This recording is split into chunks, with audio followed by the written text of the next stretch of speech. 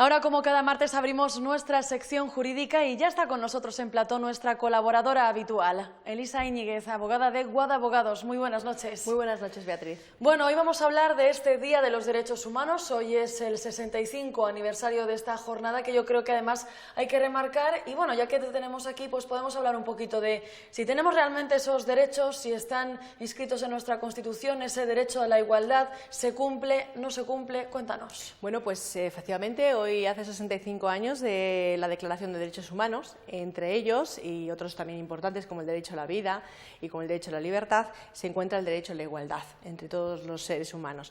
España, evidentemente, ratificó esta Declaración de Derechos Humanos y, como consecuencia también de ello, se recoge en nuestra Constitución, en nuestra normativa, también en la Constitución Europea, por supuesto, que también ratificamos, pero como uno de los principios ya no solo reconocido por la Constitución, sino inspiradores de todo nuestro ordenamiento jurídico.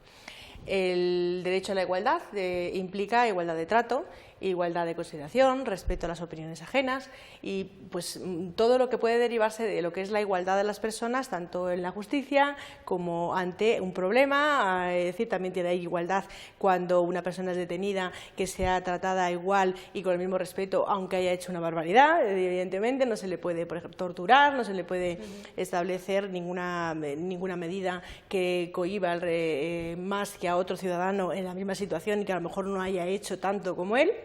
Y bueno, lo que sí que hay que decir es que es uno de los principios, como hemos dicho, inspiradores e importantes de la Constitución española, de la Constitución europea y, por lo tanto, de la Declaración de Derechos Humanos mundial.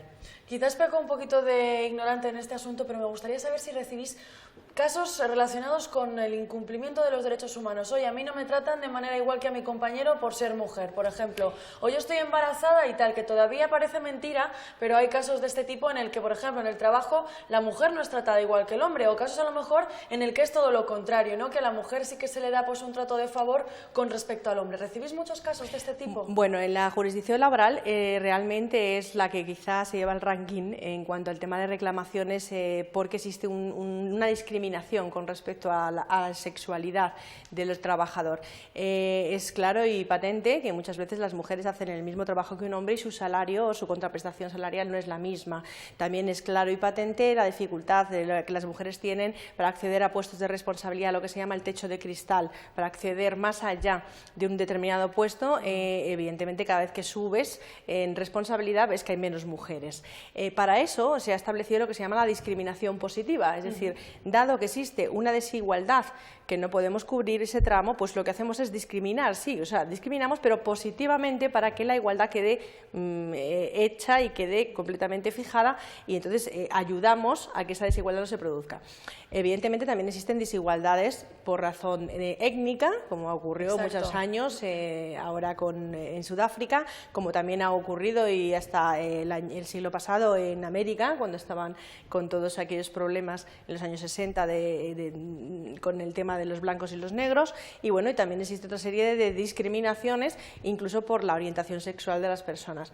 Es verdad que, como hemos dicho, en el ámbito laboral quizás sea el que quizás se ve más reflejado, ¿no? Ya no solo porque puede haber despidos, por ejemplo, una mujer, es verdad, se queda embarazada, entonces por este hecho hay muchos despidos todavía, parece imposible, pero sí. Sí, parece que hemos avanzado un poco, pero que todavía no nos queda camino por recorrer. Efectivamente, ¿verdad? Entonces para eso también, y en aras también a esta igualdad, también surge, inspira, como hemos dicho, a otras leyes. Está, por ejemplo, la Ley de Conciliación Laboral y Familiar, para conciliar efectivamente esas responsabilidades familiares con otras y que por lo tanto sea tratada igual y no sea despedida o sea minusvalorizada o discriminada en el trabajo por esta situación suya de ser madre.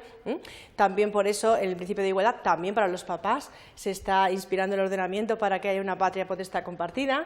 También a respecto de los papás también se les está dando cada vez más tiempo para estar en el periodo de lactancia, el periodo de crianza del niño, que hasta ahora tenía más tiempo la mujer. Es decir, este principio pues evidentemente debe inspirar todo lo que es la normativa, ¿no? Y luego en la aplicación práctica evidentemente implica que cuando un ciudadano tiene que estar frente al juez, pues sea tratado con imparcialidad y además pues con igualdad, sea de una manera, sea de otra, venga de donde venga y de sus circunstancias sociales, personales y familiares. Incluso las sanciones a veces también se adecúan a un poquito la renta que percibe cada uno. No es igual una persona que cobra, no sé si son, por ejemplo, imagínate, 100.000 euros a una persona que cobra 1.000 euros mensuales, ¿no?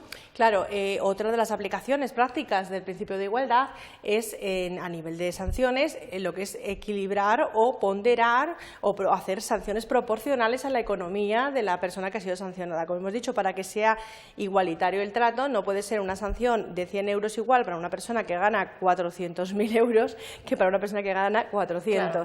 Entonces, lo que se hace es que se establece un día multa y una ponderación de las sanciones, sobre todo en vía penal, para decir, vale, primero para que cumplan su finalidad bien, porque evidentemente una persona que tenga una economía muy alta le va a dar igual que le condenen a 100 euros, pero a una persona que tiene una economía bajita, pues es una barbaridad. Entonces, eso es una desigualdad en la aplicación de la sanción. Entonces, lo que se hace es, a efectos de buscar esta igualdad, el buscar lo que es ahora mismo en el Código Penal, el día multa, dependiendo y tachando el día multa dependiendo de la economía. Es decir, que el principio de economía y la proporcionalidad y la ponderación está también que rige lo que es el derecho sancionador que rige en nuestro país. Bueno, importante que poquito a poco se vayan haciendo leyes y se vayan dando pasitos pues para que todos seamos iguales, no solo ante la ley, sino también en la sociedad, etcétera. Y bueno, yo creo que hablando de este Día de los Derechos Humanos que celebramos hoy, no podemos dejar de lado el reciente fallecimiento, además, de Nelson Mandela, que bueno, si hay alguien que haya luchado por la igualdad de los derechos humanos, yo creo que ha sido él, ¿no, Elisa? Bueno, Nelson Mandela, la verdad es que es un referente a tener en cuenta como persona, como político. Ojalá hubiera más políticos y referentes personales que llevaran lo que es tanto la calidad moral que él implicaba como el espíritu de consenso, ¿no? Porque no solo hay que pedir igualdad, sino también luego hay que practicarla en la vida, claro. Hay que perdonar, hay que conciliar. Entonces, bueno, pues fue un maestro en este sentido. Hoy mismo se estaban dando la mano en lo que es el funeral, pues el presidente de Estados Unidos con el presidente de Cuba, pues recordando este espíritu conciliador que tenía Mandela, ¿no?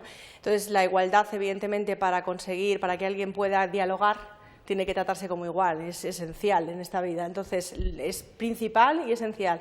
Y este hombre, que fue Mandela, fue un referente que esperemos que no perdamos nunca. Eso es. Y que nos recuerde un poco cómo tendrían que ser todos los dirigentes, cómo tendríamos que ser todos como persona. Y bueno, y que el perdón, la conciliación y el sentarse a dialogar son las mejores armas para conseguir que realmente la igualdad se produzca en el planeta, en el mundo y en los países. Pues esperamos que así sea y, por supuesto, pues que todos esos gobiernos que se están reuniendo, pues que echen también un vistazo a países como África o ahora mismo a Filipinas, que necesitan tanta ayuda y que realmente esos principios que decía Mandela no queden solo en un choque de manos, o pues que quede un poquito más allá y que vaya a lo práctico y que se llegue a conseguir esa igualdad tan necesaria y esos derechos humanos que hoy se están reivindicando y que esperamos que no sea hoy, sino todos los días. Muchas gracias, Elisa, por haber estado con nosotros. Muchas gracias a todos vosotros. Gracias.